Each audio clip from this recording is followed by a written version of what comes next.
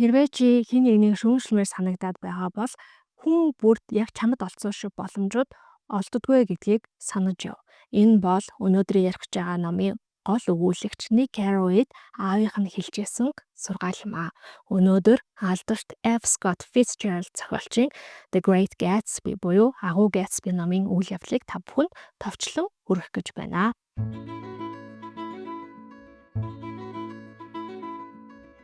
За номын маань үйл явдал 1922 оны хавар номын өгүүлэгч Ник Carraway маань Миннесота мужид амьдардаг байж агаад Нью-Йорк хот руу нүүж очиж байгаагаар эхэлнэ.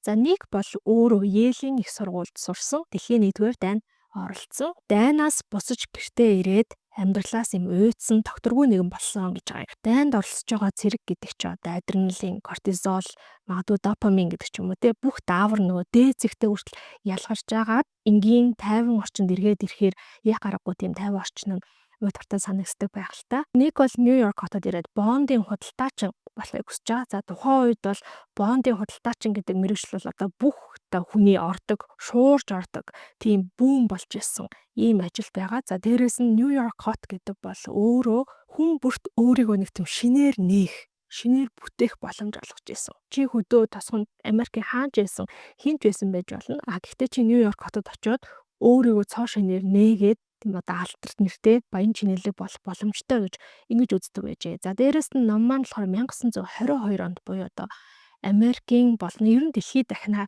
Roaring Twenties шуугиант 20-д он гэж одоо нэрлэгдсэн ийм маш онцгой цаг үед гэх юм уу бичигдсэн. Энэ үеийн үйл явдлыг хүмүүсийн сэтгэл зүг, нийгмийн уур амьсгалыг ч юм уу те бас тодор харуулсан ийм бүтээл байгаад байгаа. Дөрүүдэд маань яг энэ цаг үеийг хэрхэн нөлөөлж байгаа гэж гисэн харна гэж найдаж байна. Энэ угаасаа ингээд дэлхийд даяараа л бүр ингээд маш том хөдөлгөөнд орсон. Атлантын далайн хоёр талдаа Хойд Америк, Өмнөд Америк, за Европт тэр тусмаа хамгийн их юм мэдрэгдсэн асар их том шилжилтийн он жилүүд байсан гэж байгаа юм. Зөвхөн Америкт шуугиан 20-д он гэхгүйгээр Франц хүртэл одоо энэ 20-д оныг те 1919-өөс нэг 30 он хүртэл энэ нэг 10 гаруй жилийн хугацааг галзуу он жилүүд гэдэг байсан ч юм уу.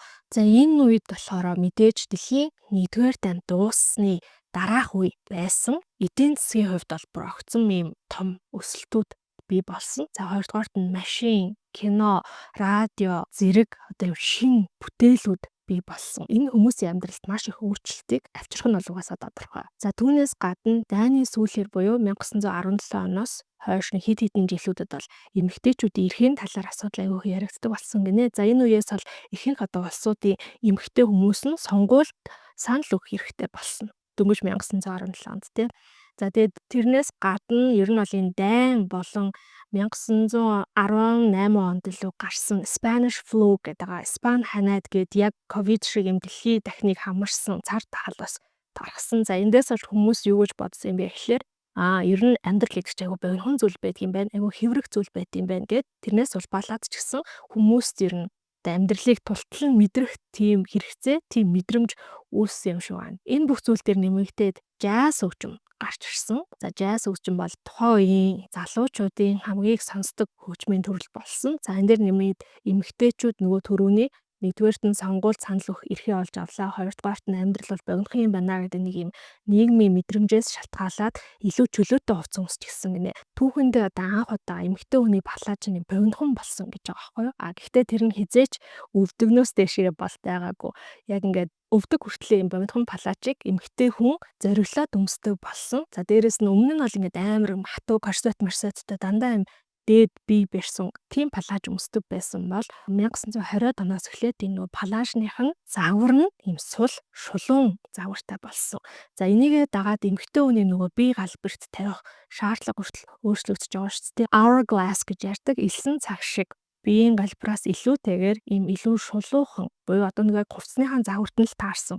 Илүү шулуухан өөрөөсөө болохоор юм boyish гэдэг юм л та нэг эрэгтэй хүүхдэрхүү тийм биетэй эмэгтэйчүүд бол тухайн үедээ хамгийн сайхан биетэй эмэгтэйчүүд гэж тооцогддог байсан. Цаг үеэ түүжээлээд шулуун богинохон загвартай палаж өмсдөг байсан бүсгүүчүүдийг flapper гэж нэрлэдэг байсан. За энэ flapper бол зөвхөн Америкт биш Европын орнуудад ч тэр Өмнөд Америкийн орнуудад ч тэр. За тэр бүхэл Японд хүртэл flapper эмэгтэйчүүд гарч ирсэн гэж байгаа байхгүй. За энэ flapper эмэгтэйчүүд бол ихэвчлэн залуу эмэгтэйчүүд байгаа шүү дээ. Тэгэнгүүт одоо яг л бидний үеийн үед байдаг шиг жоохон настай хүмүүс нь болохоор эдрээсээ ингээд замаа алдсан, задаа хувц өмссөн, шагаага хөлөө хүн амьтанд харуулсан өстэй болохгүй бүтггүй амьтад гэж нөгөөдүүлийг бас дорд үздэг байсан байгаа юм л та. За тэнгууд энэ flapper эмэгтэйчүүд болохоор нүрээ маш тод бууддаг, өөрийнхөө дураар арх уудаг, тамхи татдаг, машин жолоодох хэрэгтэй, үсээ богинохон болгож тайрдаг. За тэгээд янз бүрийн үдэшлэгт оролцох дуртай, үдэшлэгт оролцохоос буцдаггүй гэдэг ийм шин чанаруудтай байсан байхгүй юу? Энэ бүхнийг сонсохоор энэ бол өнөөдрийн бидний зүгээр л хэвийн нэгэн одоо амьдрал юм шиг сонсогдож байгаа ба. Гэхдээ тухайн үед бол энэ асар том нийгмийн юм шинжилэл, өөрчлөлт байжээ. Тэгээ зөвхөн нэг улсад биш, бараг дэлхийд даяараа шахав яг ижилхэн ийм өөрчлөлтийг туулж явжээ. Үүн дээр нэвээд мэдээж 1920-ад он бол нөгөө Америкийн хуурай хууль гэж ярьдаг те. За энэ хуурай хууль нь болохоор 1919 онд яг батлагдсан бэлээ. Бүр үндсэн хуульд өөрчлөлт болж орж исэн. За энэ болохоор шар ариг, дарс болон хатуу ликерууд гэж байгаа байхгүй юу? Өндөр градустай архинууд, вискинуудыг хэлж байгаа. Энийг импортлж оруулж ирэх худалдааллыг хориглосон ийм хууль гарсан. За гэхдээ энэ дээр болохоор хуулийн цаорхоо нь юу юм бэ гэхээр импортлж болохгүй, худалдаалж болохгүй. Гэхдээ уухыг бол хориглоогүй. Ийм хуулийн цорхотой байсан юм биш шүү. За тэгэхээр иймэрхүү ер нь бол нийгэм эдийн засгийн background дээр те энэ Gatsby гэдэг ном маань бичигдсэн багмаа. За Ник гэдэг залуу Нью-Йоркт ирж байгаа гэж хэлсэн. Ник бол өөрөө ч гэсэн ер нь бол нэлээд боломжийн баян айлын хүүхэд байгаад байгаа. Яа тэгэхээр нэг жил Нью-Йоркт бондын худалдаачин хийгээд амьдрал төлөө олоход нь аав нь одоо нэг жилийнхэн дээр амьдрах зардлыг нь дааж тусалж байгаагаар номд бол гарч байгаа. Нэг гэхдээ яг Нью-Йорк дотроо биш. Нью-Йоркта залхаа юм Long Island гэдээ байдаг те нэг юм арал гэсэн. За тэр арал дээр хоёр ижилхэн юм далаа руу түрч орсон одоо хэсэг газар байдаг юм байна. Тэр хоёрыг болохоор хоёулаа хоорондоо ижилхэн хэлбэр дүрстэй, ижилхэн хэмжээтэй. Тэгээ яг өндөг шиг хэлбэртэй учраас нэгийг нь West Egg, нэгийг нь East Egg буюу баруун өндөг, зүүн өндөг гэж нэрлэдэг. За баруун өндөг бол ерөнхийдөө New Money гэж ярьдаг. Шинээр одоо баяцсан хүмүүсийн амьдардаг ийм хэсэг. Эсрэг талд нь байгаа зүүн өндөг нь болохоор илүү Old Money буюу үе удмаараа баян байсан хүмүүсийн амьдардаг хэсэг юм байна л да. За Никийн амьдардаг байшин бол нэг баян айлын цэцэрлэгч нь амьдардаг байсан байхаа гэж хэлмээр жижигэн байшин гэж байгаа юм. За Никийн байшингийн хажуу талд нь бол бүр маш том чамин Францд байдаг нэгэн юм алдартай зочд буудлыг дуурайлган барьсан. За тэгэл тэр гаднах талбай малбаа нь бочнэнж том юм те юм гайхамшигтай ганган сүрлэг байшин байдаг юм. Никийг Нью-Йоркт нүүж ирснийг нь Никийн үеэл Daisy хэмээх бүсгүй мэдээд Никийг нэг өдөр орой ол ирж идээч гэж урьдаг. За Daisy бол East Egg буюу үе удмаараа баян байсан баячуудын амьдардаг тэр өндөг дээр нь амьдардаг. За Daisy бол Никийн хэлж байгаагаар Golden Girl буюу алтан охин. За алтан охин гэдэг нь нэг талаасаа нөгөө шаргал ус мөстэй маш үзэсгэлэнтэй хөрх охиныг хэлж байгаа. Нөгөө талаасаа нэг юм бүх юмараа төгс бүх хүний хайрыг татсан мундаг одоо охин гэсэн утгатай. За ингээд Ник бол энэ урилгыг хүлээн аваад Daisy-гийн байшинд нь очино. Тэдний байшин ч гэсэндээ үзэсгэлэнтэй сүрлэг аврах том байшин байгаа. Никийг байшинныхаа үүднээс нь Daisy-гийн нөхөр Том тосож авч байгаа. За Том бол Никтэй яг ижилхэн Yale-д сурч исэн Америк хөл бөмбөг тоглодог байсан юм маш том биетэй булчинлаг үе удмаараа баян байсан. Асар их баян юм айлын хүү байсан. За тэгэхээр Ник бол Томыг өмнө нь таньдаг байсан гэсэн. За ингээд Ник тэднийд орой хоол идж байгаа. Оройн хоолны үеэр бол Jordan Baker хэмээх бас нэгэн бүсгүйтэй Daisy-гийн найзтай танилцж байгаа. Jordan Baker болохоор мэрэгжлийн гольфчин. Энэ хүмүүсийг тэгээд зохиолч маань дүрсэлсэн нь бас аюул сонирхолтой. Томыг бол ингээл үргэлжлэл юм том биетэй бараг л ингээ хувцсныхан цаанаас нь булчин задраад гараад ирэх гэж байгаа юм шиг тийм биетэй. За дээрэс нь Никийг өгтөж авахдаа морь унахтаа өмсдөг байсан хувцас өмссөн байсан гэж байгаа байхгүй. За энүүгээрээ цаагаараа бол Томыг ямар баян хүн бэ гэдгийг нь харуулж байгаа. Яа тэгэхээр өөрийнхөө амьдардаг байшиндаа эдлэн газартаа морь ундаг байна гэдэг нь бүр маш чинэлэг тийм айлуудын хийдэг зүйл үйлдэл юм байна л да. За үргэлжлүүлээ Daisy-г нэрээ тайлбарлахдаа аюул сонирхолтой. Энэ номын туршид Daisy-гийн талаар ярихдаа ингээд Daisy-гийн царай насан ч юм уу хөөхөн царайг нь эсвэл гоё биеийг нь гоё өсийг нь ярихаас илүүтэйгээр ерөөсө хоолойг нь одоо номын өгүүлэгч маань ч тэр Gatsby ч тэр хоолойг нь л ерөөсө яриад байдаг. Маш гоё хоолойтой элбийн юм шиг, ич хидтэй юм шиг charming гэл те хоолойг нь Daisy-гийн хоолойг тэгж дүрсэлдэг. Gatsby бүр нэг удаа Daisy-гийн хоолой бол мөнгөөр дүүрэн хоолой. За тийм ямар ч хоолой байдیں۔ Тэ. За өөрчсөн тийм хоолойтой гэж бол дүрсэлж байгаа. За Jordan Bakery болохоор нэг дүрслэхтэй ерөөсөө бүх зүйлээс өөдцсөн юм шиг. Ямар ч сэдвээр ярьж ирсэн, хин ч орж ирж ирсэн гэд эрүүгээ үл мэдэг ингээ өргөчдөг. Тэгээл юм өөдсөн царай гаргаад байдаг. Тийм алтан шаргал арьстай эмэгтэй гэж дүрсэлж байгаа юм аа. За энэ хэд маань мэдээж одоо Daisy болон Tom-ийн тогооч нар, үйлчлэгч нараар ингээд хүрээлүүлээд тансаг орой хоол идж байгаа. За энэ орой хоолн дээр бас Tom-ийн талаар нэг юм сонирхолтой мэдээллийг биднэрт өгдөг. Тэр нь юу юм бэ гэхээр Tom за жоохон тэнэгдвч юм шиг тий. Тэнгүүт ингээд сүүлд нэг юм ном уншсан юм байна л та. Тэр номоо ингээд уншингуудаа одоо тэр ном дээр гарч байгаа тэр үзэл санаануудыг хүмүүс аяух ярьж хэлдэг болсон гэлээ. За тэгээ тэр санаануудынхаа нэгийг одоо өнөөдөр нэгтэй ярьж байгаа байхгүй. Тэр нь юу юм бэ гэхээр цагаан арьснууд бол энэ дэлхийд соёл иргэншил гэдэг юмыг авчирсан, эзэнт гүрнүүдийг байгуулсан анхдаг хүмүүсээ. Энэ бүхнийг хүртэх ёстой хүмүүс. Гэтэл сүүлийн үед өнгөт арьснуудад байр сууриа алдах болсон гих мэтчлэн иймэрхүү санаа яриад байгаа байхгүй. Өөрөөр хэлбэл Tom racist те арьс өнгөөр ялгуурлах үзэлтэй хүү юм байна. За ингээд орой олоо идэ бэжсэн чинь нэг үйлчлэгч нэрээ Том-ын чихэн чивнээ Том яваад уцаар яхаар болно. За ингээд уцаар ярангуут нь хойноос нь Daisy шууд ингээд дагаа гараа авчиж байгаа. Энэ хоёрыг байхгүй хооронд Jordan гэсэн чинь нэг рүү хараад Tom нууц амрагтай болцсон. Тэрийн Daisy мэдж байгаа. Сая энэ залгсан хүн нь бол Tom-ийн нууц амраг гэдгийг хэлдэг. Нэрэж нэг ингээд анхаарал тавиад сонссон чинь Том Daisy хоёрыг маргалж байгаа юм шиг тийм дуу гардаг. За ингээд үүнээс хойш бол энэ орой хоол нэг жоох юм awkward болчихж байгаа. Ингээд орой хоол дуусны дараа нэг гэртээ харнаа. Нэг гэртээ хараад яг гэрлүүгээ орох гээд явж байхдаа нэг юм сонирхолтой дүр зургийг олж хардаг. Тэр нь юу юм бэ гэхээр хажуугийн байшинд нь амьдардаг одоо нэг 30 орчим насны залуу үер урагшаага ингээ гараа сунгацсан. Тэгээ хин нэг юм тэрж байгаа юм шиг юм үйлдэлийгээ зогсож идэг. Нэг болохоор тэр хараад тэрж байгаа гараа сунгаа зогсож байгаа зүг рүү нь харсан чинь нэг юм ногоон гэрэл анивчаад байдаг. За тэр нь болохоор одоо далайн ирэг дээр далайн зогсоолынх нь хэм үү юм модон юм урт явдаг зам байдаг шүү дээ. Тэр замынхаа үзүүр зам байгаа зогсоочдөг. За тийм завдын зогсоолын үзүүрээс асж байгаа гэрэл юм байна. Нилээн хэдэн хоног өнгөрөөд нэг өдөр Том ягаад ч нэг руу цастаад хоёулаа хамтдаа Нью-Йорк орё л доо гэд. За энэ West Egg, East Egg-с галт тэргээр яваад Нью-Йорк руу орохоор болт. Замдаа тэгсэн чинь Том галт тэрнээсээ буугээд буугаад автомашины засварын газар орж байгаа байхгүй. За тэр засварын газрыг болохоор Wilson гэдэг юм доожоогүй дууга залуу ажилуулдаг. За тэгмүү тэр Wilson болохоор Томоос нэг машиныг аваад зарах гээд байгаа. Тэгсэн чинь Том болохоор тэрүүгээр би машинаа чамд өгөхгүй өгнө гэх юм жоохон маяглаад тоглоод байгаа юм шиг байгаа юм. Тэгээ байжсэн чинь цаанаас нь Wilson-ийн эхнэр Myrtle гэдэг бүсгүй гарч ирж байгаа байхгүй. Тэгсэн тэр бүсгүй нь нөхрөөсөө бүр тис өөр илүү юм амьд юм уу цоглог цаваа өнгөлөг одоо бүр дотроос нь юм ирж хүчин ялгараад тэг бүр байж ятсан тийм эмэгтэй байсан. Том болохоор нөгөө Wilson-аас ч сандал дээр сууя гэд Wilson засварын газартаа цаад офисоос сандал авчрах гээд явсан хойно нөгөө Myrtle-тэй ингээд сэтгнээд жоохон байж байгаа хойноос Нью-Йорк руу хүрээд ирээрэй гэж хэлдэг. За эндээс бол нэг Tommy нууц амраг Myrtle гэдэг энэ гэрэлцэн эмэгтэй юм байна штэ гэдгийг ойлгож явнаа.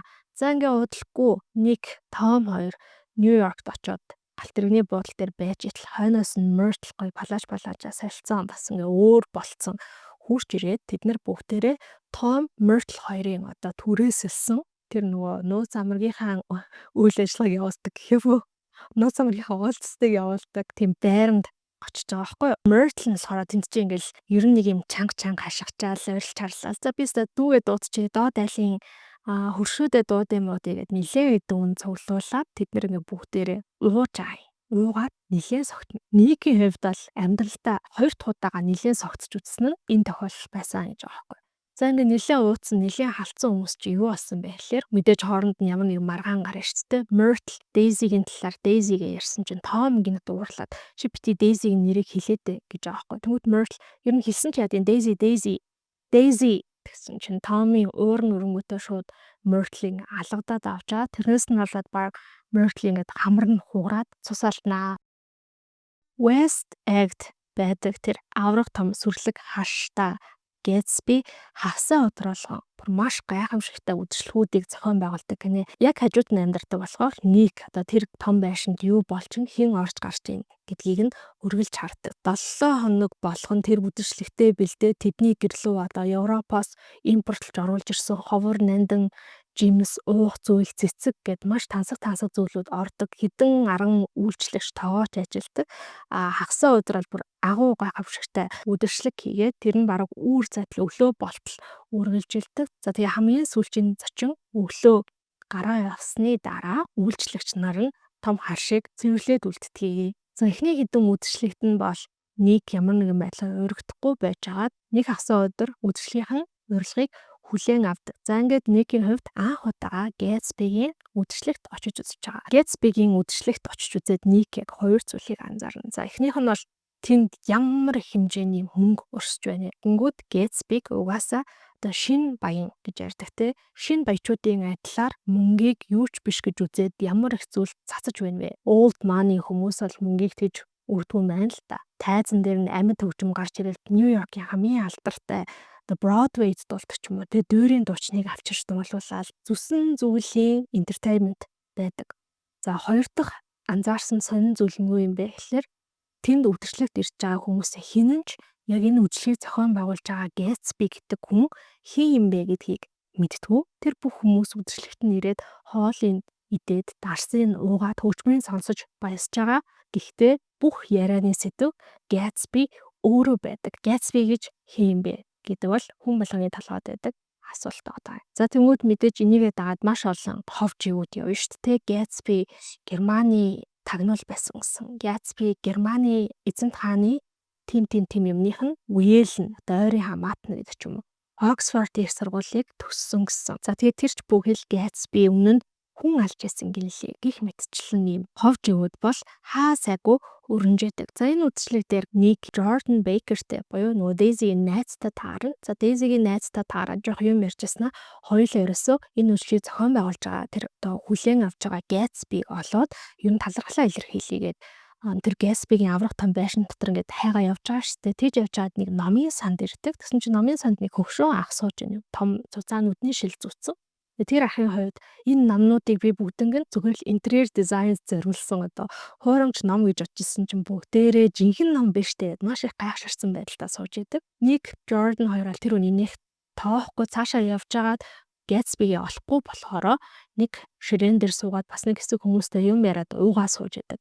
За тэгсэн хажууд бас нэг хүн бас нэг залуу эрт суугаад би чамайг хаана харлаа чи айгүйх танил царайтай юм а чи дайнд явж исэн үү хаана байлцсан бэ аль одоо ангид ч юм уу те суманд байлцж исэн бэ гэх мэтчлэн яриа өрнөн. Энэ хүн бол Никийн дөнгөж сая хайгаад байсан алдарт Gatsby. Gatsby Никтэй иймэрхүү яриа өрнүүлээд байж исэн чинь нэг үйлчлэгч нэрээд тантай уцаар ярих шаардлага гарлаа гэж хэлээд Gatsby бол уцаар ярих гад яваад өгнө. За ингээд үдшилэг үргэлжлээд Gatsby эргэж ирэхгүй. Шөнийн бараг 2 цаг болж байгаа. Тэгсэн чинь Gatsby үйлчлэгчээ явуулаад Jordan-ыг дуудулж байгаа хгүй. Тэг Gatsby Jordan-тай тухтайхан хоёулахна уулздаг. Энэ уулзалт болж дуусны дараа Jordan гарч ирээд Ник-д би бүр сайн маш сонин түүх сонслоо гэж хэлээд яваад өгнө. За ингээд энэ үдшилэг үүр цайхаалтад дахиад дуусаад Ник гэртээ харна. Никийн хувьд бол өдөр болгон Нью-Йорк руу яг хотын төв рүү Wall Street руу ажилдаа явдаг. Мөн Jordan Bakerтэй уулздаг болно. Тэр зуны нэг өдөр Ник Gatsby-тай хамт Нью-Йорк хот руу яваад өдрийн хоол идэх болдог. Gatsby машинаа суугаад машинаа жолоодод Никийг хажуудаа суулгаа явна. За энэ хоорондоо бол Gatsby яг өөрийнхөө амьдралын түүхийг ярьж эхэлнэ. За Jimmy-ний тухай маш олон юм хов жив тэ цуу яриа сонссон байх. Би бол яг дайнд явсан гэдэг маань үнэ. Би тэнд маш их гавьяа байгуулсан. Шагнуулсан гэд дайнд шагнуулжсэн нэг юм чухал медаль нэгт үзүүлнэ. За дээрээс нь би бас Оксфордод сурсан гэдэг нь ч үнэн гэд ингээд үнэхээр Оксфордод тийм ангийнхаа одоо залуучуудтай ахуулсан гэрэл зураг үзүүлдэг. Би бол одоо өөрийнхөө өв хөрөнгийг өвлөж авсан юм аа гэж хэлж байгаа байхгүй юу. Өөрөөр хэлбэл өөрийгөө би шин баян бишээ гэж хэлж байгаа. Гэхдээ яг нэг сонсох тусам ярианд нэгнтэйгээ зөрчилдөөд өв хөрөнгөө өвлөж авсан хэрнээ тэрийг ингээд байхгүй болгоод алдчихад дахиад өөртөө шинээр хөрөнгөө бий болгосон юм шиг. За ямар ч юм ярьж байгаа юм жоо логик зөрчилтөө ийм зүйл яриад байдаг. Гол нь нийгээс нэг зүйл гуйх гад итгэлийг нь олж авах гэдэг байхгүй. Гэхдээ өөрөө тэр зүйлийг шууд гуйж чадахгүй. Харин оронд нь чи өнөөдөр үдээс хойш миний тухай нэг маш гонигтай зүйл олж сонсох болно гэдэг одоо ийм л утгаар хэлдэг. Өдрийн хоолой идэх гээд нэг юм Нью-Йоркийн бас алдартай хоолны газар руу орсон чинь тэнд Gatsby-гийн одоо бизнесийн партнер Wolfsheim гэдэг юм өвгөн байгаа байхгүй юу? Gatsby тэр хоёрыг танилцуулна. Нөгөө хүн бол Gatsby-г нэлээд өндрөөр үнэлж авдаг. Gatsby бол маш сайн залуу. Хизээж одоо юу гэдэг найзынхаа эхнэр лүү харахтай тиймэрхүү босромог үйлдэл хийхээр залуу биш гэж ярьдаг. За ингээ өдрийн хоолой идэж дуусаад Nick Gatsby хоёр тэр хоолны газараасаа ресторанаасаа гарч ирсэн чинь рестораны үүдэн дээр Daisy-гийн нөхөр Tomтой тааралдж байгаа. Nick Tom Gatsby хоёрыг танилцуулна. Тэгсэн чинь Gatsby-гийн шууд нүүрэн бүр ингээл час улаагаал хил аман зуураад тэгээ байжсна. Нэг гид гарсан чинь бүр ингээд орс ураггүй алга болцсон. Яваад өгцөн гэдэг. За мэдээж иймэрхүү зүйлс чинь нэг тайгуу сонь санагдаж штэ тий. Харваас нэг юм нийгмийн харилцааны асуудалгүй юм баян хүн байснаа гинэт ягаад юм Том гэдэг залуутай танилцсангуудаа юм сонин байдал үзүүлээд бүр ингээд баяртай чижилгүй яваад өгсөн болоо гэдэг нь айгуу сонирхолтой санагдана. Тэр өдөр нь үдээс хойш нь Nick Jordan-тай Нью-Йорктаас уулзж байгаа. Тэгсэн чинь Jordan Nick-д би Gatsby-гийн ярьсан нөгөө маш сонирхолтой түүхийг чамд ярьж өгөө юу. Дайны үеэр Daisy хорч хүрээгүй байхад Gatsby чинь цэрэг байсан. За тэгээд Daisy-гийн амьдардаг байсан нөгөө Louisville гэдэг хотод нэг хэсэг томилогдож очоод тэгээд Daisy-тэй танилцж ирсэн юм байна. Daisy Gatsby хоёр нэг нэгэндээ ухаангууд дурлсан. Гэтэл Gatsby өөр байршилд цэргийн албанд томилогдож явхаар болсон. Daisy Gatsby-тай гэрлээд хамт амьдрахыг хүссэн боловч Daisy-гийн гэрийнхэн зөвшөөрөөгүй.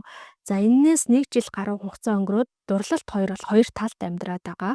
1 жил орчмын хугацаа өнгөрсний дараа Daisy Tom Buchanan-тай гэрлсэн. Tom бол Daisy-д гэрлэхдээ $350,000 үнэтэй сувдан зүйлт бэлгэлж исэн гэж Jordan ярьж байгаа байхгүй. За $350,000 үнэтэй сувдан зүйлт гэдгийг зохиолч маань энд яг стратеги ач холбогдолтойгоор оруулж ярьж байгаа юм. $350,000 гэдэг өнөөдөр ч гэсэндээ нэг сувдан зүйл авахд асар их мөнгө штэ тий. Гэтэл тэр үед одоо жишээлбэл зохиолч өөрөө 1920 хэдэн оны үед бол жилдээ $24,000-5,000 орлоготой байдаг байсан. Тэр нь бол нэлээд өндөр орлоготой ордог байсан гэж байгаа байхгүй. Тэгэхээр тэрнээс 12, 3, 4 дахин их мөнгө гэхэлэр бүр за өнөөдрийнхоор $10 сая үнэтэй ч юм уу тийм сувдан зүйлт өгч ирсэн буюу Томийн одоо хөрөнгө бил чимээг нь харуулж байна. Нөгөө талаасаа $350,000 сувдан зүйлт гэдэг бол Daisy-гийн яг аргагүй Томтой гэрлэх тэр шийдвэрийг гаргахад хүчин зүйл болсон нь тодорхой. Gatsby яагаад энэ түүхээ Jordan-д ярьсан юм бэ? Jordan яагаад энэ түүхийг Nick-д ярьж байгаа юм бэ гэхээр Gatsby Jordan-аас гуйсан юм байна л да. Nick Daisy хоёрыг үеэлүүд гэдгийг мэдсэн. Тийм болохоор Nick-ийг Daisy гэртээ ураач гэж хүсэлт тавьсан. За тэгээд Nick Daisy гэртээ урахаар нь хөрш Gatsby н орж ирээд Daisy Gatsby хоёр 5 жилийн дараа иргэн уулзах байгаа юм байна. Шууд яагаад Gatsby Daisy гэртээ урихгүй байгаа вэ гэхээр Daisy-г өөртөө нь уулзах хүсгүй байх гэж бодож байгаа. Айж байгаа. Энэ бол маш их тийм айсан, самуурсан байдалтай. За мөн яагаад тэр гайхамшигтай тансаг үйлчлэгүүдийг зохион байгуулад байсан юм бэ гэхээр тэр үйлчлэгийн айл нэгэнд нь Daisy хүрээд ирэх болов гэдэг юм хүлээлт бас байсан гинэ. Тэр үйлчлэгт нь болохоор нөгөө хэнийг ч урддаггүй хүссэн хүмүүс нь ер нь ал ирээд орж болно. Яг ирүүлмээр байгаа хүнээ л ингэж урддаг юм байна л да. Ингээд Nick Jordan уулзаж дуусчаад гэртээ ирсэн чинь байшингийнхан гадаа Gatsby угаасаа Nick-ийг хүлээгээд сууж идэг. Jordan чамд нэг юм хэлсэн үү гэд яг Nick-ийг зөвшөөрөхгүй гэж бодоод айсандаа Gatsby өөрөө дахиад гуйхаар ирсэн байна энэ гамаа. За тэнгууд Nick мэдээж Gatsby-д туслахыг хүснэ. Анхнаасаа Gatsby ер нь Nick-д сонирхолтой аюу зөв хүн юм шиг санагдсан. За тэгээ дээрэс нь нэмээд нөгөө аавынх нь хэлсэн сургаал байгаа шүү дээ. Хүний битгий шүүмжилжээ, битгий жааж хийжээ. Тэр хүнд чамд олсон шүү боломж олдог байж мэднэ гэдэг тэр бодлол Nick-ийг бас Gatsby илүү эерэг гоё өнцгөөс харахад нь нөлөөлж байгаа. За ингээд уулзалтын өдөр болно. За тэр өдөр нь бол бороо орж идэг. Nick хэрэндээ л одоо жигнэмэг цай энэ бэлдээд Daisy хүлээж авахд бэлтэж байгаа. Gatsby гэсэн чинь гаднаас юм гоё цагаан хослол өмсч өгсөн. Ингээд Daisy 4 цагаас өрсөн байсан. 4 цаг болохыг тэр хоёр хүлээж эхэлсэн. За энэ 4 цаг болохыг хүлээх явцдаа ер нь яг номоос уншиж байгаа тийм мэдрэмж төрж байна. Gatsby нөгөө хүлээгээд сандраад бүр нэг түгшээд тэрнээсээ болоод баг ухаан алдаж унах байгаа юм шиг тийм амар сандралтай түгшилттэй байгаад байгаа байхгүй. Тэгэл ингээл цаг 3:50 болсон чинь гинэт энэ ер нь буруу ээжээ, энэ ер нь алдаа ээж, хоёулаа ийм зүйл хийх ёсгүй ээж, Daisy хизээж ирэхгүй гэдэг ч юм уу те. Үнэхээр маш их юм хүлээлттэй. Тэгтэл Daisy яг цагтаа ирнэ. Ник Daisy-г гаднаас гэртээ урьж оруулж ирэхэд гарчаад буцаад гэртээ ороод ирсэн чинь Gatsby байхгүй. Машиных нь балконоор нь гараа авсан байгаа байхгүй. Нэг бүр гайхчихсан. Энэ Gatsby хайч ч вэ гэж бодоод байжсэн чинь Gatsby үүдийн тогшоод яг юм нэг үхэл ханхлуулсан цонхгоор цагаан царайтай болцсон зогсож байна гинэ. Gatsby-г оруулаад аль болох юм Daisy-тэй дотн юм яриулахыг хүсэж байгаа. Тэгтэл нөгөө Gatsby маань сандарсандаа ингээл цаг магийн түлхэж унгааж ч юм уу те нэлээ юм хөрхөн бодлонтой зүйл болж байгаа. Ингэсний дараа нэг за би яваад цай хийгээд аваад ирье гэж хэлээд тоогоороо дамжаад байшхан гадаагаараа суучин Daisy Gatsby хоёрт юм хойлохноо байх хагас цаг өгч байгаа байхгүй юу. Ингээд хагас цагийн дараа нэг эргээд ороод ирсэн чинь нөгөө хоёр ч аль хэдийнэ ингээд нүүр хагарцсан. Гуучны сайхан цагаад орсоод инээж баясаад сууж ядаг. Gatsby Daisy-д манайх Никийн хурж байгаамаа. Хоёулаа шууд манайх руу оръё. Би чамд гэрээ харуулъя гэгээд дагуулад орно. Гэрээ танилцуулж эхэлнэ. Нэрээ энэ ном дээр надад нэг сонирхолтой санагдсан зүйл нь айгүйх юм гэрээ танилцуулт юм байлээ. Жишээлбэл Ник нөгөө хамгийн анх Томинд очиход Том ч гэсэн тийм би чамд гэрээ танилцуулъя гэл гэрийнхэн бүх хэсгээр ингээ явж үзүүлээл тэнд морины зүвчээ байгаа энэ төр гэдэг ч юм уу тэ үзүүлдэг. Тэнгүүд яг одоо бид нар өөрсдөө бодохоор гэрт нэг зочин ирэхээр за би гэрээ танилцуулъя гэх. Тэгээд өөрсдөө за их тийм магадгүй тийм авир том хашид амьдардаг байсан бол тэр бас магадгүй юм байна. За тэр ч яах вэ? Gatsby Daisy-г дагуулад гэрээ танилцуулаад хамгийн сүүлд нь мундлахын өрөөндөө оруулж үзүүлж байгаа байхгүй юу. За энэ дээр бас номын нэг юм алдартай сцен кинон дэр нь ч гэсэн гардаг те. Тэрний юу юм бэ гэхээр Daisy Никийн Европоос авсан тэр цэвэр хөвөн даавн сороочин цамцуудыг хараад хөөх эдэр ямар үзэсгэлэнтэй юм бэ гэд уйлдаг. Ингээд Daisy Gatsby хоёр одоо хоёулахнаа энэ ертөнцид байгаа юм шиг тийм мэдрэмж төрүүлээд Ник маань нөгөө гурдагч дагуу те 90-ийн дундуурч оруулж байгаа элчиг юм шиг санагдсан учраас Ник гэрлүүгээ буцаад орчин. Дараагийн хэдэн 7 хоногийн туршид Gatsby бүр таг чиг сураггүй. Нөгөө үдшилгүүдээ чихээ болцсон. Никтэй ч бараг дахиж холбогдоогүй. Өөрийнхөө бүх үйлчлэгч нарыг халаад явуулсан. Оронд нь ганц нэг шинэ хүн ирсэн.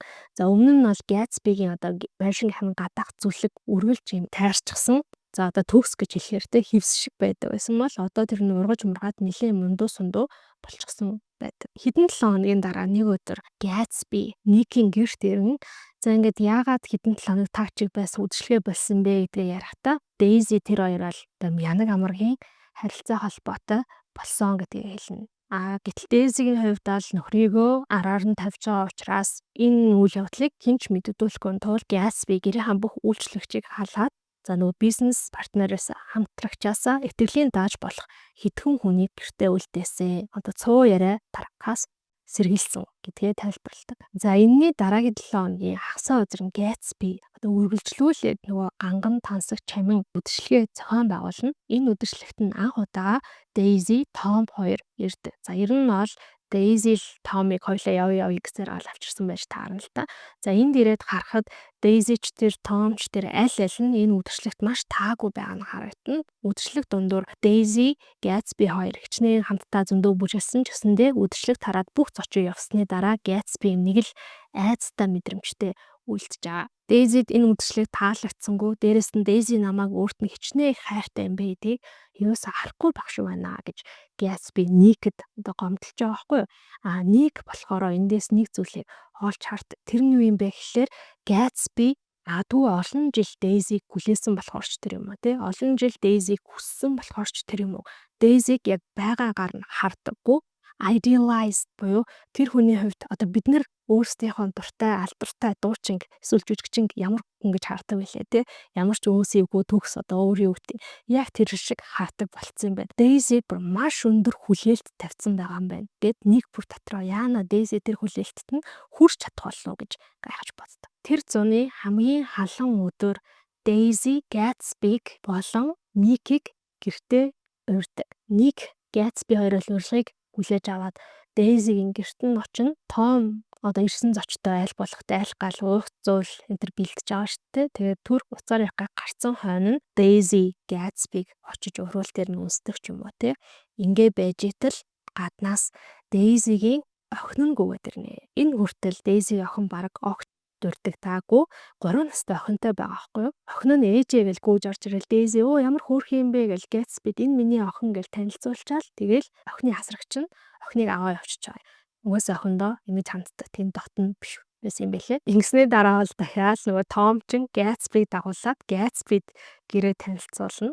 За өдрийн хоол боллоо. Өдрийн хоол бол ер нь нэлээд awkward байгаа. Хүмүүсийн хоорондох харилцаа бол тун эвгүй, эзэгтэй байгаад байгаа. За Daisy болохоор хэдүүлээ өдөр юу хийх вэ? Хэдүүлээ ер нь дараагийн 30 жил юу хийх вэ гэдэг энэ асуултыг асууж байгаа хгүй. Надад энэ асуултыг асуусан бас айгүй сонирхолтой, гоё санагдсан. Бид нэр заримдаа тэгж боддог. Тэ үнэхээр гайгүй цаг завтаа өдөр байвал нэр одоо өнөөдөр юу хийнэ гэж боддог. Гэтэ хизээч бид нар дараагийн 30 жил юу хийнэ гэж боддгоо. Гэхдээ Daisy-д бол тэгж бодох тэр эрх чөлөө нь байна. Тэр өв хөрөнгө нь. Бид нар бол ойлгомжтой дараагийн 30 жил өсөөд өвөхгүй, байрнаасаа хөөгдөхгүй, амьдрахын тулд хөдөлмөрлөх ёстой.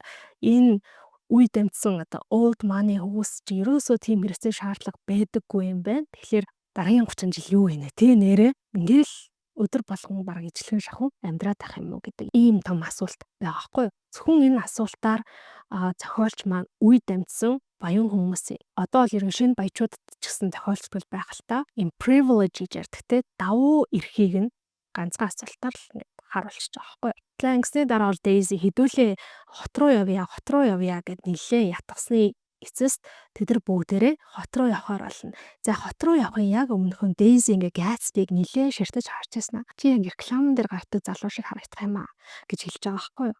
Яг тэр харцнаас нь тэр үгнээс нь Том за бас тиймээ хариулсан хүн бөөрийнхаа занг амдахгүй гихчээр те тэр реклам гэдэг зүйл Daisy-гийн хувьд юу илэрхийлдгийг магадгүй мэддэг болохоорооч тэр юм уу Daisy Gatsby хоёрын дунд ямар нэгэн зүйл болж байгаа юм байна.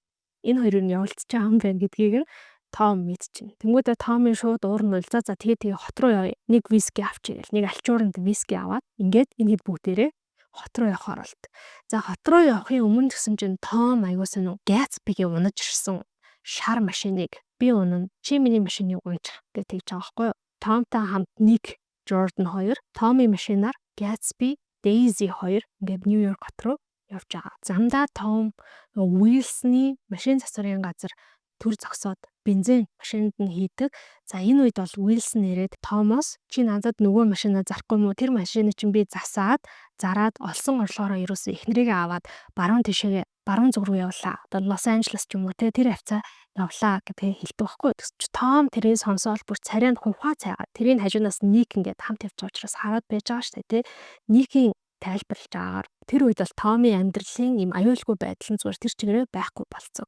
Цагийн өмнө Томд эхнэр нь нууц амархан ямар ч аюулгүй хоёулаа Томыг гэсэн сэтгэлтэй байсан бол одоо эхнэр нь өөр хүнтэй явуулчихж байгаа. Нууц амархан нөхрөө дагаад бүр хол Томыг хүрч чадахгүй газар руу явах гэж байгаа. Энэ бол Томын хувьд том сар бэрхшээл. Энэ хэд маань бүгдээрээ Нью-Йорк хотод ирнэ. Нью-Йоркийн бас алдартай Plaza зочд буудалд нэг өрөө аваад бүгдээрээ орно. Тэр өрөөнд орсныхон дараа Том Gatsby-д эргэлздэг гэдгийг хэлж байгаа. Яг Oxford-д сурсан юм уу гэсэн чинь яг харахгүй Gatsby Oxford-д сурсан байж таарад Tomын эргэлзээг нь арилгаж байгаа юм. За тэгснийхэн дараа энэ хоёр залуу ер нь ингээд хоорондоо яг үзэлцэхэд бэлэн болсон байгаа шүү дээ. Энэ дундор Gatsby орж ирээд за ер нь яг үннийг хэлэхэд Daisy бид хоёр бие биендээ хайртай. Өмнө ч гэсэн хайртай байсан. Daisy хизээч чамд хайртай байгаагүй.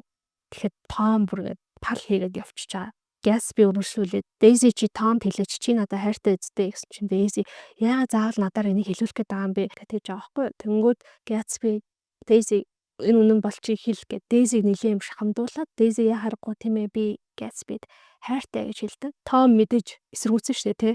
Daisy чи бид хоёр бас яг анх ямар байсныг мартцсан юм уу? Чи надад жоохон ч гэсэндээ хайртай байсан байлгүй дээ гэсэн чинь Daisy яг үнэндээ хариулж чадахгүй жаахан эргэлцсэн. За хоёр залуу бол хоёр талаас нь Daisy бүр ингэ шахамдуулаад чи яг хинний хайртай юм бэ? Чи Том хайртайсан юм уу? Эсвэл чи бүр анхнаасаа л тэгээ үрд мөх Gatsby-г хайрсан юм уу гэдэг шахамдуулаад байгаа байхгүй юу? Тэгсэн чинь Daisy болохоор бид хоёрын аль алинд нь хайртай байсан. Гэтэ би одоо Gatsby-д хайртай гэж хэлдэг. Энэ мөчөд Tomд боломж гарч ирж байгаа. Нэрээ өөрт нь огт хайргүй хүнтэй суугаагүй юм байд. Эхнэр нь өөрт нь жоохон ч гэсэн хайртай гэдгийг мэдсэн учраас Том Gatsby-г зохион байгуулалттай гэмт хэрэг үйлддэг. За энэ гэмт хэрэг нь болохоор хууль бус архины худалдаа. Энүүнгээрээ баяжиж мөнгө олсон гэдгийг нь хэлнэ. Энэ бүгдийг сонсоод Daisy царай нь хувираад хэдүүлээ бүгдээрээ гэртээ хариултаад хүү гуйж ин би энд дахиад нэг ч хорон байхыг хүсэхгүй байна гэж хэлдэг. За яг энэ мөчөд Daisy-гийн хувирлаас Daisy-гийн царайны төрх хэлж байгаа үгнээс нь Том бол би Daisy Gatsby-аас авч чадлаа, ялж чадлаа гэдэг тийм мэдрэмжтэй болно. За энэд маань буцаад гэр рүү явах гэж байгаа. Буцаад явахдаа дахиад Gatsby Daisy хоёрыг хоёр хамт явахгүй юу даа гэж Том хэлж байгаа байхгүй юу. Одоо Daisy хаашаач явж чадахгүй, яаж чадахгүй гэдгийг Том аль хэдийнэ ойлгоцсон. За энэ удаад бол Gatsby Daisy хоёр өөрсдийнхөө машинаар явж байгаа. Нөгөө шар машинаараа, Том шар машинаараа явж байгаа. Том болон Ник хоёр бол Томын машинд суугаа явж байгаа. За ингээ Ник, Том хоёр буцаад гэрлөө явах тэр замдаа явж исэн чинь замд нь маш том зам тээврийн ослолцсон байдаг. Нэг машин хүн дайраад алдсан. Нөгөө Уилсны чинь машины засварын гадаа баахан хүмүүс бужинжсан. Мэдээж Том юу болсон болоо гэдээ яваад очиод үзсэн чинь Myrtle буюу нууц амраг нь машин дайруулад нас барчихсан. Маш аимшигтай мөргөлдөөн болсон учраас би ингээд бараг задраад тэгээ хүнжлөөр бооцсон автомашины тэр засварын газрын ширээн дээр нь тавьсан байсан. Том бол тэрийг хараад мэдээж зочролт орно, гайхна. За тэндээс хүмүүсийн яриагаар бол Myrtle Wilson хоёр хэрэлдээд Myrtle болохоор нэг машин хараад Myrtle-ийн хувьд таньдаг машин байсан юм шиг байгаа юм л да. Тэр машин руу гүгээд татсан чинь нөгөө машин Myrtle-ийг ухтаад зогсоо байтгаа зүгээр дайрчаад зогсохгүй яваад өгсөн. Тэг яг ямар өнгөтэй машин байсан сайн мэдэхгүй байна. Энэ цайвар ногоон ч юм уу, шар ч юм уу тиймэрхүү өнгөтэй машин байсан гэж байгаа байхгүй. Энэ яриаг нь Том сонсонгуудаа энэ нөгөө Gatsby-гийн машин байна. Gatsby Myrtle-ийг дайраад алдсан юм байна штэ гэдгийг ойлгоно. За ингээд Том Ник Томын гэрлөө явж байгаа. Утсан ч юм бол Daisy бол аль хэдийнэ ирчихсэн байдаг. За Том Никэд такси дуудаж өгөөд Ник таксигаар өөрийнхөө гэрлээ хоруулж байгаа байхгүй. Ник бол тэр Том Daisy хоёрын хажууд байг өсгөх учраас би гадаа гараа такси уулыгээд байж ёо гэж хэлээд гараа авчдаг. За угаасаа л ер нь ийм аимшигтай яг хэрүүл уруул өргөхөд амар алдсан гэр бүлийн хажууд 92-ийн хажууд ямар илжиг байхыг өсгөвдөө те. Ник гадаа гараа таксигаа хүлээсэн байжсэн чинь Gatsby нэг бутны ард орцсон нуугдсан байж идэг.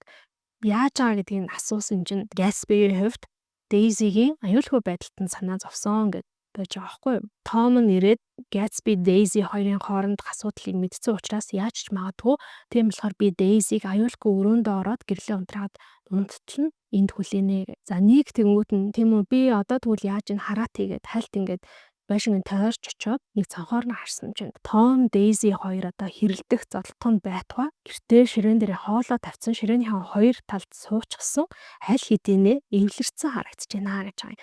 За энийг бас аягүй гоё дүрсэлсэн. Тэр хоёр хамтдаа аз жаргалтай харагдаагүй гэхдээ аз жаргалгүй ч бас харагдаагүй гэж байгаа байхгүй.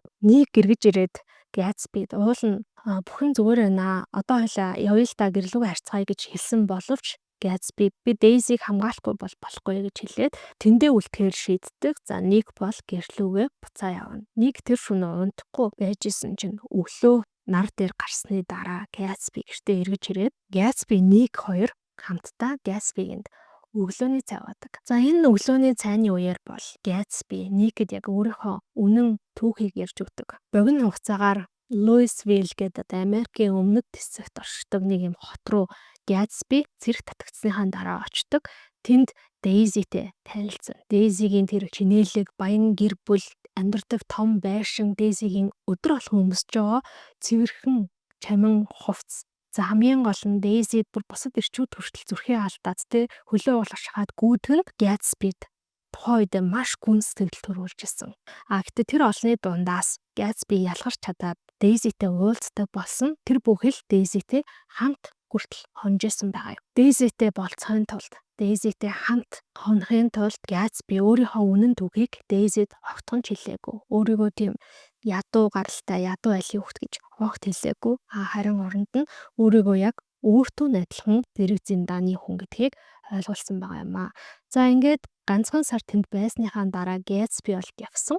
Харин түүнээс нэг жил орчмын дараа Daisy Gatsby-г хүлээхээ болоод Томтой гэрэлсэн. Дайны үед бол Gatsby маш чухал гавьяа байгуулад нэлээд олон одон медалаар шагнагдсан. Ингэснийхаа дараа ямар нэгэн санамсаргүй буцаад Америкт ирэх ёстой байтал ямар нэгэн санамсруу алдаагаас болоод Оксфордод очоод ийм хагас жил орчим бас сурсан ийм үйл явдал болж ижээ. Gatsby 1 2 бараг өглөөний цайгаа дуусаад байжсэн чинь Gatsby-гийн одоо цэцэрлэгч гэх юм уу те орж ирээд зун ингээ бараг дууслаа удахгүй амар боллоо. Ингээд навч унаад ирэхээрээ таны усан санд чин бассейнд чин навчнууд унаад тэгээд нөгөө хоолойг нь бүглээд асуудал гараад юм аа. Тийм болохоор өнөөдөр бассейн юусыг юу л гэж байгаа шүү гэж хэлдэг. Тэгсэн чинь Gatsby би энэ зунжангаа энд амьдарсан хэрнээ тэр бассейнд нэг ч өдөр ороогүй. Тэгэхээр өнөөдөр би нэг сэлээтэй намайг сэлтэл усын юулахгүй байж байгаараа гэж хэлдэг. Нэг гэрлүүгөө ороод унтж амарнаа. Тэр шөнө зөвхөн Gatsby 1 2 нойргүй хонсон юм биш. Эхнэр Myrtle нь машин дариулаад нас барсны дараа Wilson ч гэсэн тэр шөнө нойргүй хондог машины засварын газартаа. За машины засварын газарт яг хажууд нь кофе шоп ажиллаулдаг нэг ах байсан. Тэр хөөрхий нөгөө Wilson-д хань болж тэр шөнө хамт хонсон юм байна л та. За тэгсэн өглөө болохын алдад ер нь Wilson тэр хүнд хэлсэн байгаа. Эхнэр маань нэг хүнтэй явуулдаад байгааг нь би ойлгосон. Тэгээ би бол эхнэрийг одоо аваад баруун зүг рүү өөр төвшигээ нүгэд амьдралаа шинээр эхлүүлэх гэсэн юм аа.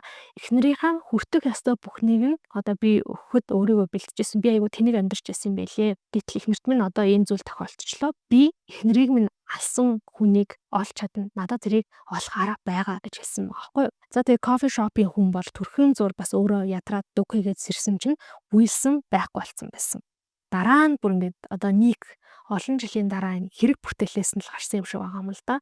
Wilson бол гараад хөлөөрөө алхаа явсан. Одоо өөрийнхөө машины засвараас Long Island хүртэл бүх энэ машины засварын газруудаар ороод ийм шар машин гэдэг Марк Царкин хэлж байгаа шүү дээ. Ийм шар өнгөтэй машин мэдхүү, ийм шар өнгөтэй машин мэдхүү гэд асуусан байгаа. Тэр шар машин бол Gatsby-гийн машин гэдгийг нь олоод мэдсэн. За тэгмүүд Wilson-ы толгойд эхнэр нь өөртөө нь хэрэлдэж агаад яг тэр машиныг жолоодод явж байгаа хүнийг таньдаг байсан учраас өөдөөс нь тосож гүйсэн ингээ бодсон байгаа шүү дээ. Тэнгүүд тэр машины жолооч миний эхнэрийн нууц хамраганд байсан юм байна гэд ерөөсөө өшөөгөө аавна гэдэг юм бодолтой байсан байгаа байхгүй. За ингээд Gatsby тэр өдөр унтаж амарчаад юм хийлдэг буц тэврээд усан бассейнд тэр зунаа анх удаа зэлгээд орох тэр мөчөд Wilson гарч ирээд Gatsby-г буудан хороодог. Үүнийхаа дараа өөрийгөө ч үсэндээ буутчихдаг. Гэтэл яг үнэндээ тэр орой Нью-Йоркоос Long Island руу буцаад явж хаад Gatsby-гийн машиныг Daisy унаад явж исэн байж таарнаа. Daisy машинаа унаад асар хурдтай явж исэн. Хажуу талаас нь гинэт Myrtle гараад ирсэн. Myrtle-с зүгтаад өрүүлээ нэгтэл рүүгээ дарсан боловч тэр талд нь дахиад өөр нэг машин явж исэн учраас яг харахгүй буцаж эргүүлээд Myrtle-ийг дайрсан. Би энэ бүхнийг зогсоохыг хүссэн. Би өрүүлийг булааж авсан. Гэхдээ бүх зүйл хожимдсан байсан гэж Gatsby Nick-д тэр өглөө хамт өглөөний цайгаа суухдаа ярьсан байдаг.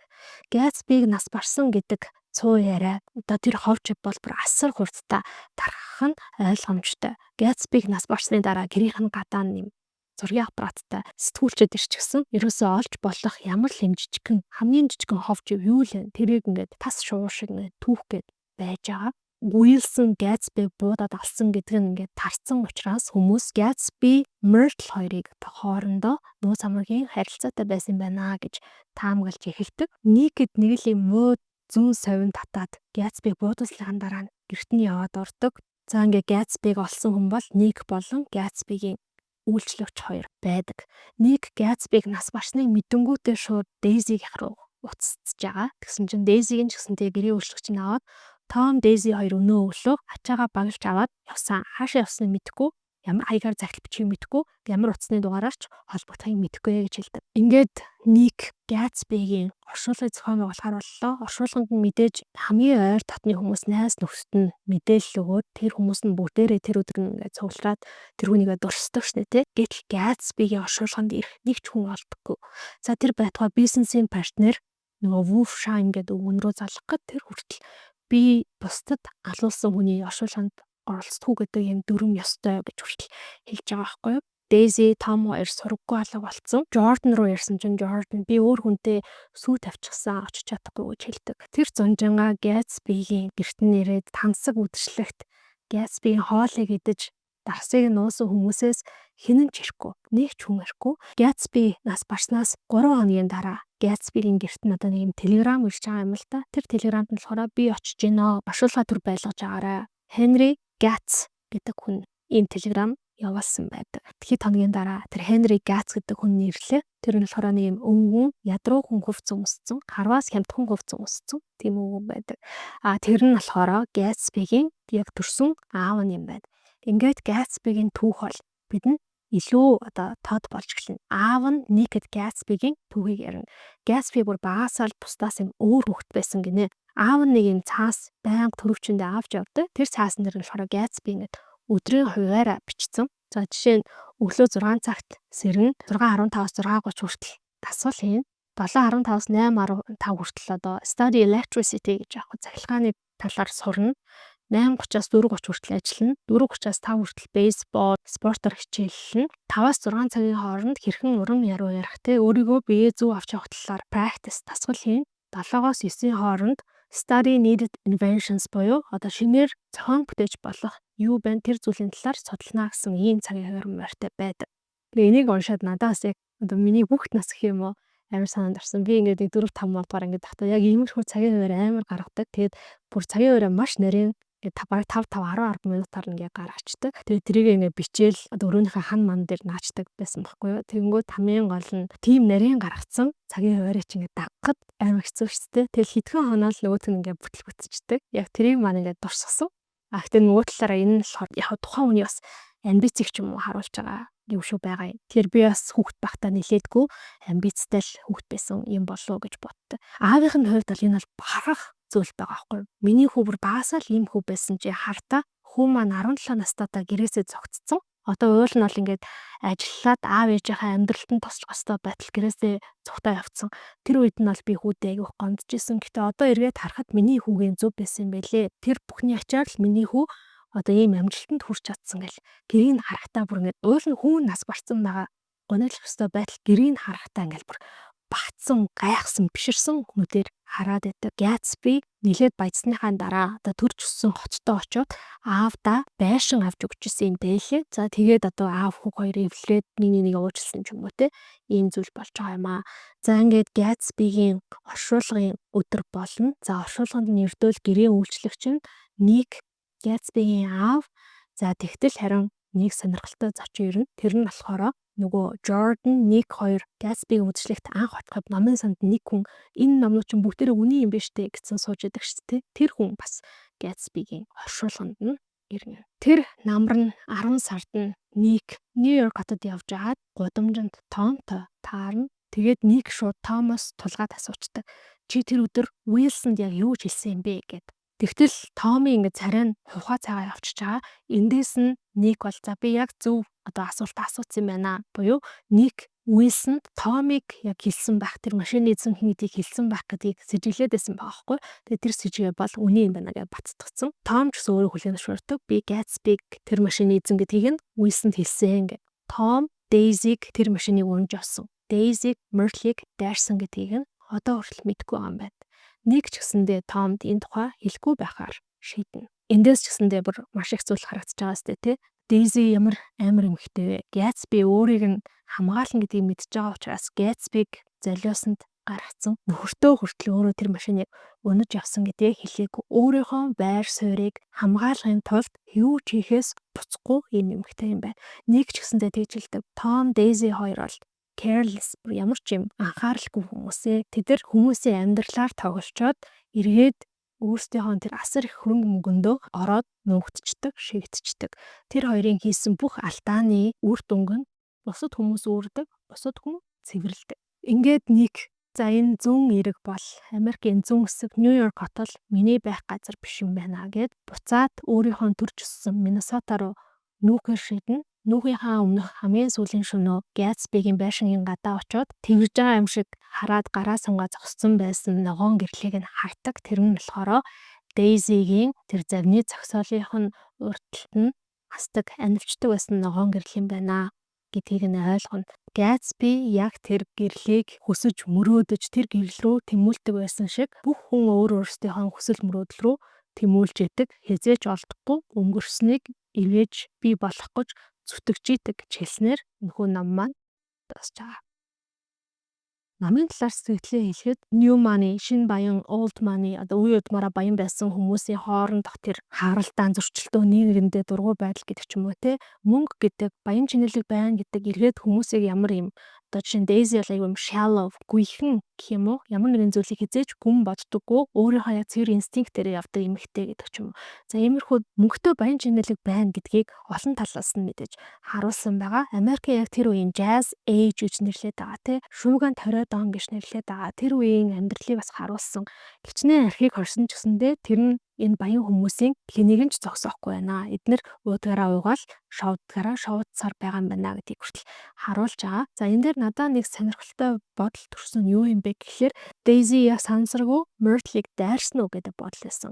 Хэрвээ ийм байсан бол яг уу Daisy-г бид нар энэ номонд Gatsby-ийн харсныг Nick-ийн харснаар дамжуулж харж байгаа штэ тий. Өөрөөр хэлбэл Daisy гэдэг хүнийг бид нар бараг хоёр эрэгтэй хүний нүд ингээд дамжуулаад хоёр эрэгтэй хүний үзэл бодлоор юм шүүлтүүртэд харж байгаа. Тэр хүмүүсийн нүдэнд бол Daisy эртөөл юм үзэсгэлэнтэй, гүйхэн, хэмээн хөнгөн, хуймгай за тэгээд өнгө мөнгөнд дуртай ийм л бүсгүй юм шиг харагдаж байгаа. Гэхдээ яг үнэндээ Daisy илүү ухаантай бүсгүй байсан бол яах вэ? Daisy ямар нэгэн байдлаар Tom-ыг нууц амрагтай гэдгийг мэдсэн байгаа шүү дээ. Тийм ч учраас номын ихэнх хэсэгт Daisy Tom хоёр уцаар ярьснаас болоод хэрэлддэг. Daisy бол нөхөртөө тодорхой хэмжээнд хайртай, дээрэс нь баян чинэлэг байдлаас нь болоод ч гэсэндээ салж чадахгүй гэдгийг мэдж байгаа. Гэхдээ нөхөр нь хэд удаа ингээ араар нь тавьчихсан.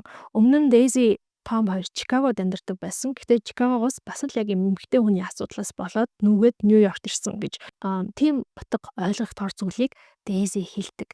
Тэгэхээр төхрийгөө Daisy магадгүй өөртөө эргүүлж татах гад Gatsby-тэй явуулсан баг. Нөгөөх нь хувьд Gatsby бол яг энэ төгс өрсөлдөгч байгаа байхгүй тий. Эхнэрийнх нь өмнө нь хайртай байсан хүн дээрэс нь нэмээд өөрөө old money нөгөөх нь шинэ баян гэдэг чинь бүр яг ингэ төгс өрсөлдөгч байгаа. За тэгэнгүүт Gatsby-тэй явуулснаар нөхөртөө нэг юм тодорхой хэмжээний айдас үүсгэж байгаа. Би чамайг хаяад явж чадна шүү. Чи яг намайг өөрөөс чинь 100% хамаарал тавьж битгий бодоорой гэдэг ийм айдас үүсгээд нөхрийгөө эргээд өөртөө татж байгаа. Тэгэнгүүтээ зочд буудлаас гараад Нью-Йоркоос Long Island орох замдаа Myrtle-ийг өөдөөс нь гүйж ирж байгааг хараад эхлээд яг хүний инстинктээр Myrtle-с зайлаад хажуу тишээгээ жолоогоо дарснаа гинэт энэ бол нөхрийн нууц амраг гэдгийг нь таниад тэрийг бас ямар нэгэн байдлаар мэдчих болно шүү дээ. Өчнөө ховж цэвэ яриа байгаа тий. Тэнгүүтээ албаар ерөөсөө нөхрөөсөө салахгүй байх, нөхрийгөө өөрөөсөө явуулахгүй байхын тулд батараанд нь оруулаад рүүлээ эргүүлсэн байсан бол яах вэ гэдэг бас нэг өнцөг байж болох юм гэж бодсон. Номын яг нэг шүүмжин хүмүүс аяг шүүмжлэх зүйл нь юу юм бэ гэхээр Daisy-г яг эрэгтэй зохиолчийн нүдээр эмэгтэй ийм байх ёстой гэж хараад бичсэн дүр буюу одоо өөрийн гэсэн юм хувь хүний янз бүрийн характертэй personality байхгүй дүр гэж үздэг юм лээ. Тийм болохоор орчин үеийн уран зохиолт энэ үйл явдлыг яг Daisy-гийн өнцгөөс харж бичсэн хит хитэн ном зохиолууд байт юм лээ. Тэдрээс аягүй сонирхолтой санагдсан. Ер нь сүүлийн үед яг ингээ анзаараад хаад энэ сонгодог гэж нэрлэгдээд байгаа хүмүүсийн одоо дуртай хүмүүсийн таашаал нийцсэн өндөр үнэлгээтэй олон хувь борлуулагдсан номуудын нэг ижил төстэй чанарууд нь бүгдээрээ яг юм зохиолчийн амьдрал дээр суурилсан гэх юм уу зохиолч өөрийнхөө амьдралаас өөрөөсөө санаа аваад дүр болгож ингэж бичсэн номнууд илүү одоо амьдралтай болоод хүмүүсийн сэтгэлд яг хүрээд байна уу даа гэсэн ийм бодлоос төрж байна. Яг тэгэхээр энэ F. Scott Fitzgerald гэх зохиолч маань яг л адилхан Genera King гэдэг юм баян айлын алдартай одоо тухайн хоттойгоод охинд дурлаад тэр дурлал нь бүтлгүүтээд дайнд яваад дайнаас эргэж ирээд Princeton их сургуульд сураад за тэгээд Zelda Fitzgerald гэдэг алдартай бас эмэгтэй байдаг те эхнэр нь Zelda-та гэрлээд Zelda ч гэсэн юм чинэлэг айлын олонний танил охин байсан. Хамгийн гол нь Zelda-д гэрлэх санал тавьсан чинь Zelda тухайн үедээ ийм тогтсон орлогогүй хүнтэй гэрлэхээс татгалзаж исэн байлээ. За тэгвэл Fitzgerald зохиолч маань өөрийнхөө зохиол бүтээлдээ анхаарлаа хандуулад эхнийхээ юм одоо номын гэрээг хийгээд их хэмжээний мөнгөийг авсны дараа Zelda Scott-тай гэрлэхийг зөвшөөрсөн гэдэг ийм бодит амьдралын түүх байт юм билээ. Тэгэхээр яг энэ түүхээсээ сэтгэлээд баяжуулаад, ургуулад энэ номыг бичсэн гэж ойлгосон. Яг нь тэгээд бас нэлээд одоо хов жив те цуу яриа байдаг юм байл л дээ. Яг үнэндээ бол F. Scott Fitzgerald биш. Эхнэр нь Zelda-ны илүү бүтээлч хүн байсан. Тэр нь илүү гоё бичдэг байсан. F. Scott Fitzgerald яг эхнэрийнхээ бичсэн зохиол бүтээлүүдээс санаа аваад хуулаад шахуу одоо ингээд номуудаа бичээд алтар төрсөн гэдэг яриа хүртэл байд юм байлээ. Гэхдээ энийг бол баталж байгаа зүйл юу ч байхгүй. Эцээц тэр нь тэгсэн энэ тэгсэн гэсэн хоёр хүний л нэгээ буруутгасан, гүтгсэн яриа байгаа шүү дээ. За тэгээ өнөөдрийн ном таалагдсан байх гэж найдаж байна. Та бүхэнтэй. Түнэдхгүй дараагийн номороо иргэн уулзцаая. Баярлалаа.